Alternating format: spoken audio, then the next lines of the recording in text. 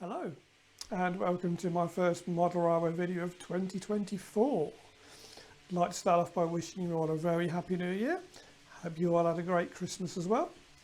And in this episode I'm going to be seeing how easy, or maybe not how easy, it is for a complete beginner and novice to DCC like myself to get started, and to see how quickly and easily it is to get this NCE Power Cab set up.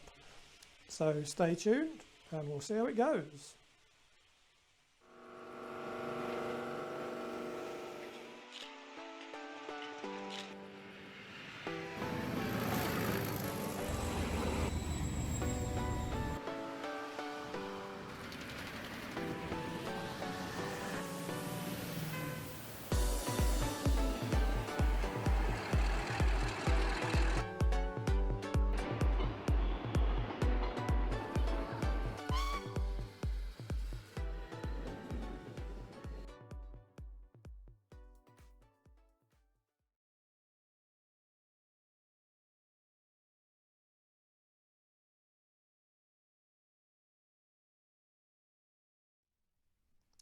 So yes, I went for the NCE Power Cab after a little bit of deliberation over which system to go to. As many of you probably know, it's been out on the market for quite a while now. Very popular in America, but also here in the UK as well. By all accounts, it seems to be fairly quick and easy to set up and programming before you go into the more advanced things in things like the CV settings.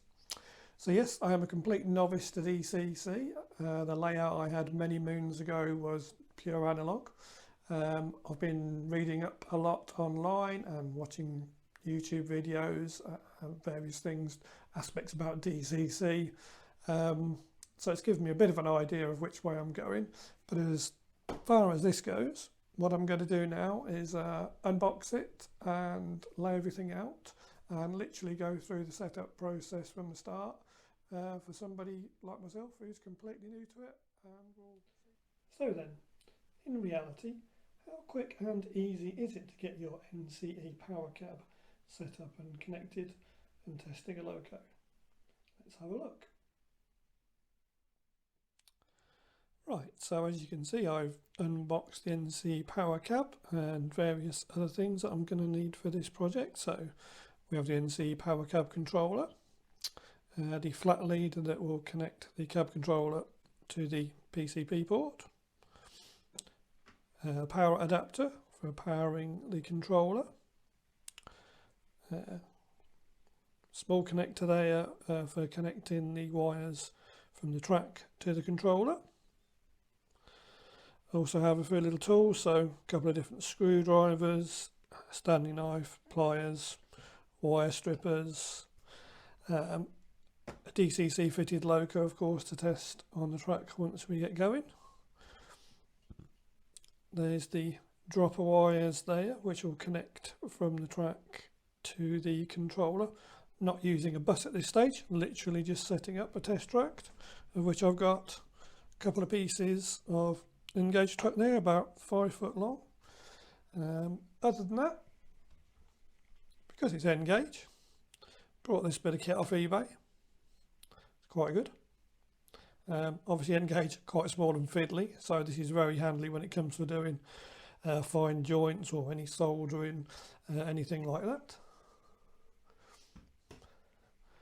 So I think we're about ready to crack on and make a start. Now I have read through the instructions or the hookup procedure quickly, done a dry run through if you like. Doesn't seem to make entirely sense how it says to do it if you go by the hookup instructions, because it says about connecting the controller and power up first before you start doing any of the track. So I'm going to do it in a slightly different way, which seems to make more sense to me. So let's see how we get on. Right, so the first thing I'm going to do is take my 2 dropper wires and take the ends off those, ready for connecting into the connecting box. So just take my wire strippers there, put that in there, nice clean cut there, or strip of I should say, not a cut. One in there, and again, nice clean cut. over it, twist the wires, twist the wires there. Now I need my little connector block. Got very tiny screws on this. Doesn't matter which way around it goes apparently. So I'm just going to drop that wire in there. Take the small screwdriver.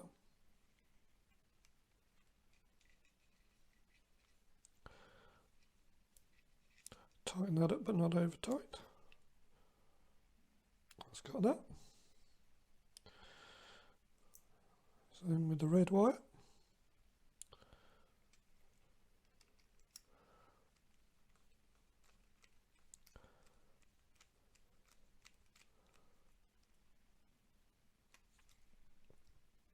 Tightened up. So both there connected up. Now these are the pre-soldered fish plates that I mentioned before. Very handy, especially for something like this on a test track.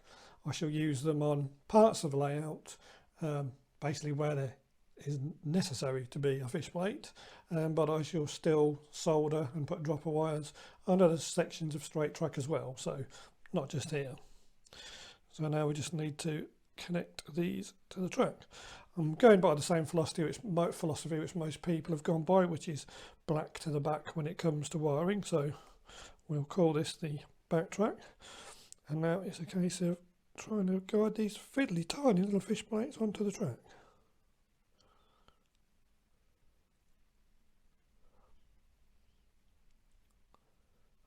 So that's just about started. So let's see if my little fish plate tool works in pushing that on.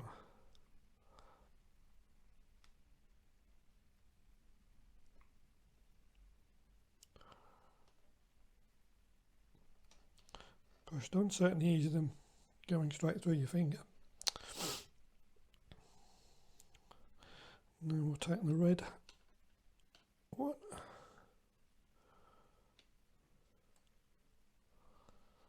Same again.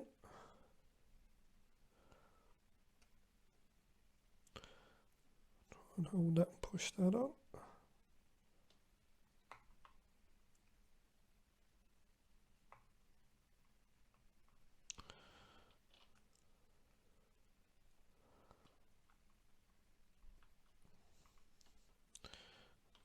I think that's got it. Now the fiddly bit of trying to get the other piece of track in. Trying to do both sections.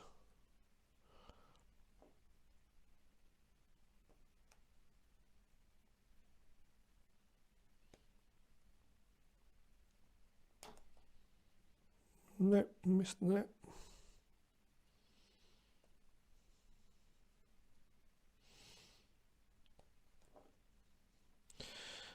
Let's push that pin in a little bit too far now.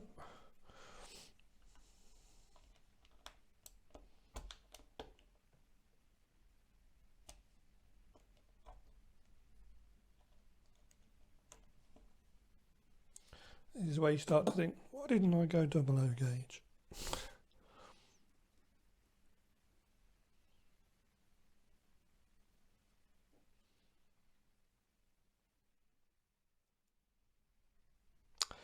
So the next thing to do is connect the little terminal block there onto the back of the PCP controller.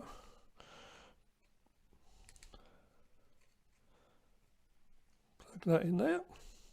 And then I'm just going to temporarily screw it down to the side here for now. It's not the actual location the controller will be, but for now it'll do just for this little test or programming track, just to make sure that the DCC locos that I've already purchased do actually work.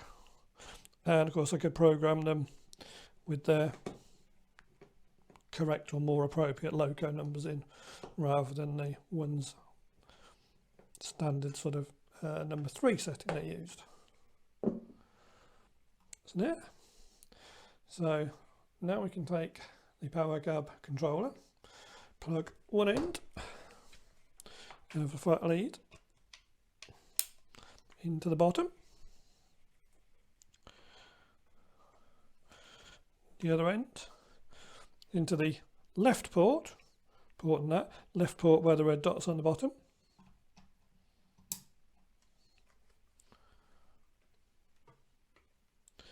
And then we can take the power lead on the adapter.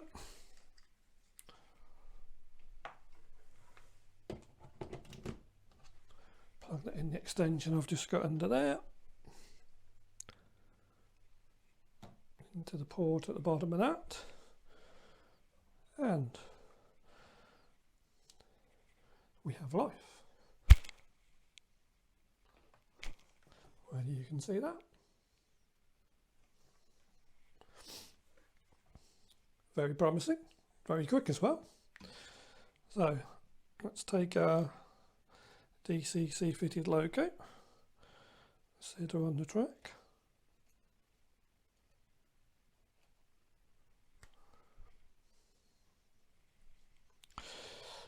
I do know this loco, as it came with the information, is set on the standard number 3 setting on the loco setting. So let's try a headlight. You probably can't see that, but the rear lights have just come on red there. Let's give it a little bit of power. How's that? Quick as that.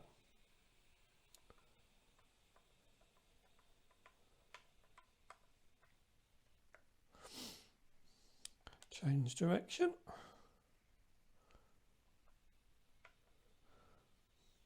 Headlights on.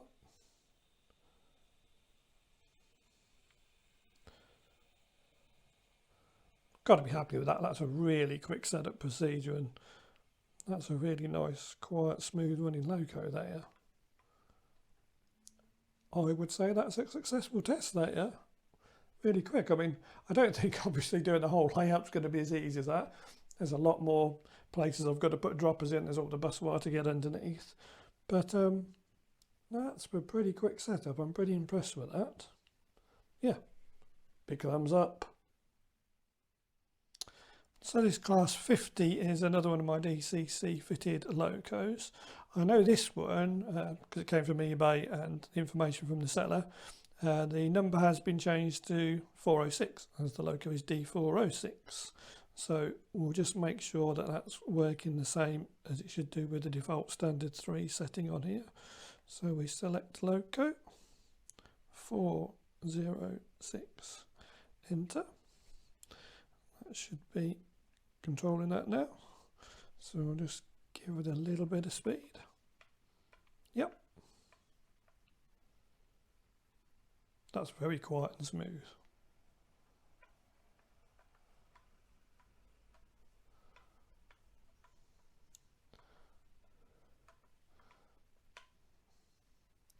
That's all good. Bring it back again.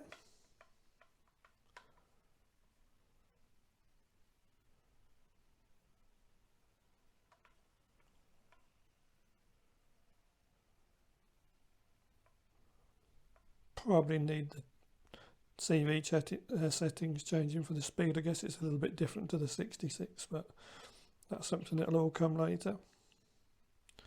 But yeah, that's very nice. Very nice and smooth running. And with this one, there is a little something extra as well.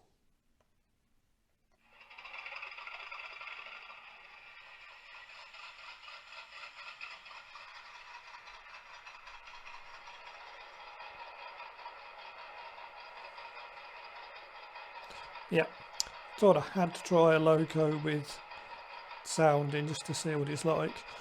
Gotta say, when you think how small the speaker is in there, that's pretty good. That's throwing out quite a bit of noise. Let's see what it sounds like when it moves.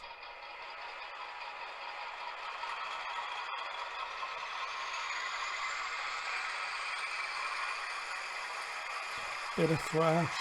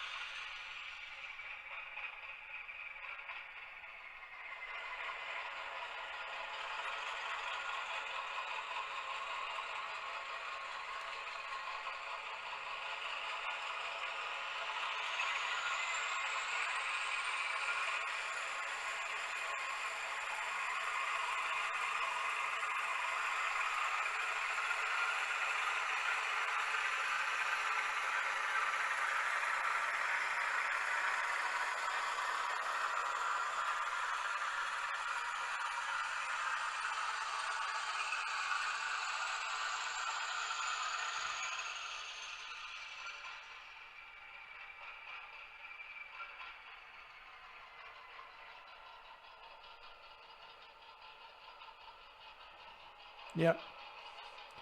Happy with that? Big thumbs up. So the only other real test to do now is have both locos together on the track, and just to make sure that they work as they should do in DCC, where obviously each individual loco has its unique identification number. So I've selected the 50. We'll give it a little bit of juice. And indeed that moves away from the 66. The 66 is still stationary as it should be. We'll stop the 50. Now we'll select loco number 3, which at the moment is that class 66. So now that should move and the 50 should be stationary. And there we go.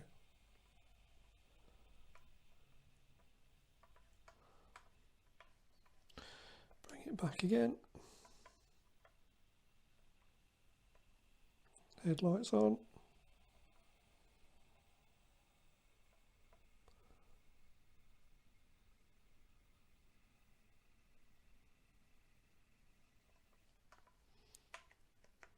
So yes, I would say that is a very successful test, and that didn't take too long at all just to do that little bit of test or programming track there. So DCC seems to be the way to go indeed.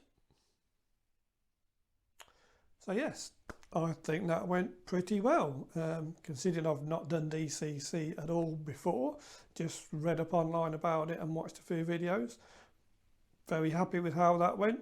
I think the guide says about 10 minutes to sort of set up, so if you take out all the unboxing and reading through, laying everything out ready, probably a little bit on the optimistic side, but certainly 15 or 20 minutes, and we've got the little section of track up and running, DCC locos on it, tested, and yeah, all's good. So going DCC certainly seems to be the right way to go.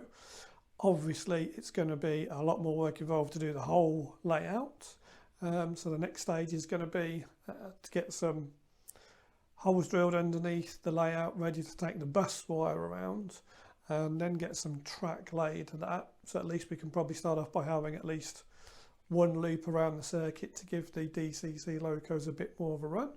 Although now I've got the little test or programming track, the DCC fitted locos that I had already purchased, at least I can test those to make sure they run okay now, and could also actually look into programming them with more appropriate numbers as well. So yeah, very happy. Definitely the right choice to go DCC. Very happy with my choice of going for the NCE Power Cab. Pretty sure I shall get my order in for the DCC Concepts Aegis system to run alongside that. As I mentioned before, that I'm going to bring a lot more to layout. It'll do more things and give me the opportunity to actually have the NCC Power Cab controller hands-free, which when wandering around the layout and dipping underneath there going into the branch line will certainly be a lot easier.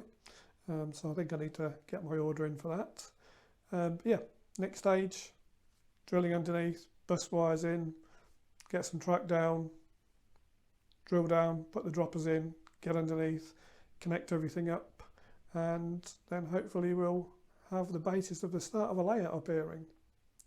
So once again, thank you for watching, and I'll see you next time. Bye for now.